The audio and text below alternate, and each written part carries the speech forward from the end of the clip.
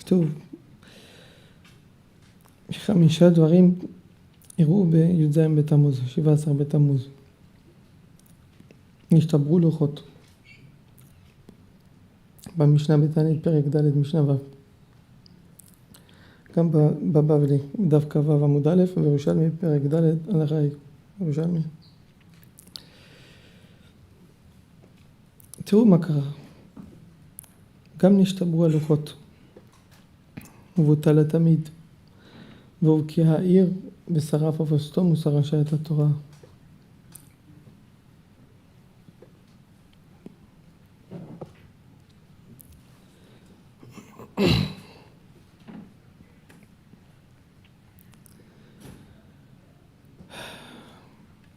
לא פשוט. גם נשתברו הלוחות.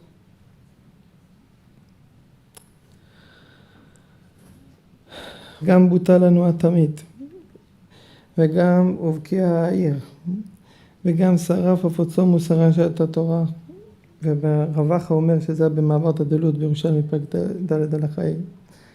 איפה ליד לוד שם זה היה מעברת דלוד. ועמד צלם בהיכל.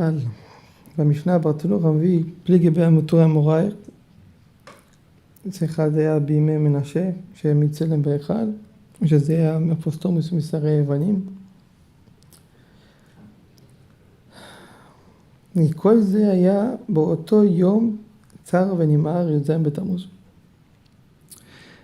לדעת הבבלי בתענית בדף כ"ח עמוד ב', גם בראש השנה בדף י"ח עמוד ב'. בתענית באמר רבא, בסוף העמוד, בדף כ"ח עמוד ב', בסוף העמוד. אז רבא אומר, ומביא את מה שכתוב בירמיה, שכתוב בירמיה בפרק ל"ט, כתוב פעמיים בירמיה, פרק ל"ט פסוק ב' ופסוק פרק נ"ב פסוק ו'. יש בחודש הרביעי בתשעה לחודש. ויחזק הרב בעיר ולא היה לחם לעם הארץ. אז כתוב אחרי זה בפסוק שביעי כתוב ותבקע, או כאילו ותבקע העיר, כאילו נבקע החומה. עכשיו הובקעה העיר, אז אם הובקעה העיר נשתברו החומות, אז כל זה היה. אז הבבלי סובר שהחומות השתברו בט' בתמוז. זה הסברה שזה היה בט', זה לא היה בי"ז. אז ירושלמי אומר, לדעת רבי תנחום בר חנילאי, בפרק ד' הלכה, אומר שזה גם היה בי"ז, רק הקלקול חשבונות. זאת אומרת, קלקול חשבונות מהצרות, מהמצר, מהקושי, כל מה שעבר על עם ישראל, אז טעו בחשבונות. והמשמעות של טעו בחשבונות זה שלא היה להם אפילו יישוב הדעת בשביל להבין מה קרה, בשביל בכלל לזכור. ההבדל בין ט' לי"ז זה הבדל גדול מאוד, זה לא הבדל של יום אחד. זה רק להבין שהצרות הטריפו אותם על דעתם, מרוב מה שעבר עליהם בכלל. זה חשוב מאוד הירושלמי הזה. ועכשיו על פי הסוד בכלל, מה שקרה זה פירוד בין המלכות לזעיר אנפין. הרי המלכות זה בית המקדש, וזוהר היה מימנה בדף רנ"ג, זוהר פנחס, עמוד ב'.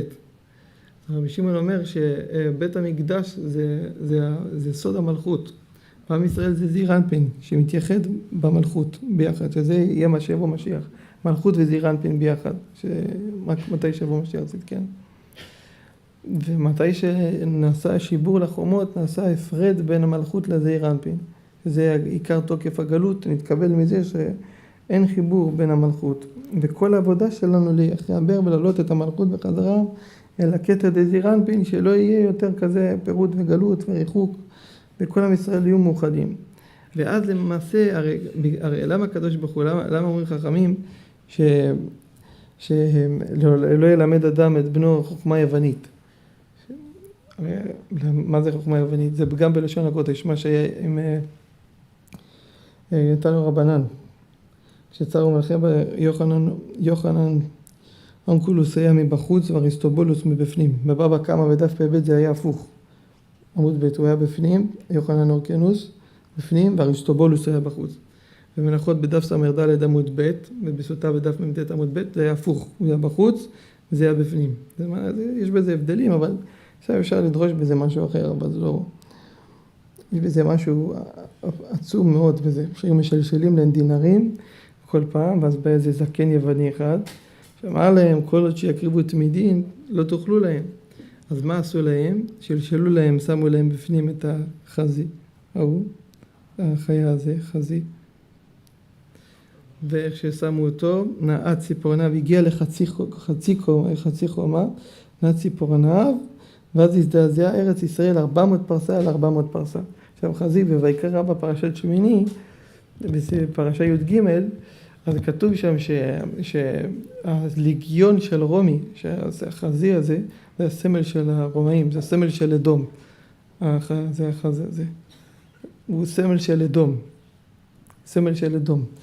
שהוא סמל של אדום, הוא הסמל של הרומאים, הם החריבו בית המקדש, לכן הם מגבירים את זה כנגד זה. זה הטמאים האלה, הרשעים. עכשיו, ברגע שהוא הגיע לחצי חומה, והוא נעץ את ציפורניו, אז הזדעזע ארץ ישראל 400 פרסה על 400 פרסה. עכשיו תבינו, 400 פרסה זה דבר שהוא לא נתפס. פרסה אחד זה 4 מיל. ומיל אחד, כמה זה מיל? יש לנו, דעת הרמב"ם זה 912 מטר. דעת רבי חיים מנהל זה 960. דעת החזוני זה 1.152. עכשיו כפול 4, זה 4 מיל. אז כמה זה יוצא 400? זה 1,600 מיל. 1,600 מיל יוצא. עכשיו, כמה זה 1,600 מיל?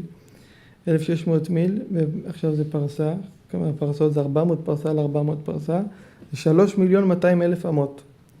3,200,000 אמות, זה ארץ ישראל מזדעזעת, 400 פרסה על 400 פרסה. כל ארץ ישראל מזדעזעת רק מהפחד, מהזה, שהגיע איזה חזי הזה, ונעץ את ציפורניו, וזה 3,200,000, כל העולם מזדעזע. זה לדעת החזון איש.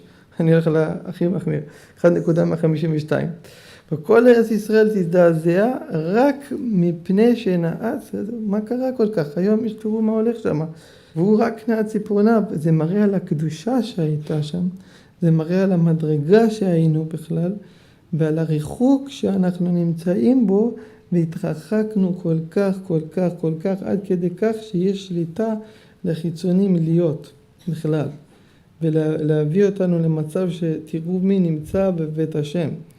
איך נראית ארץ ישראל מהפחד. על זה צריך לבכות בי"ז בתמוז, וזה ההתחלה. שזה י"ז בתמוז, שזה הכאב, שזה הצער. על זה מבכים, על זה בצער, על כל הדברים שנשטרפה התורה, ועל זה שבוטל התמיד ואין לנו יותר את הקשר. על זה שאנחנו התרחקנו ויש פירוד בין המלכות, וזה הדרך להחזיר אותה היא רק על ידי תפילה, היא רק על ידי בקשה לפני השם.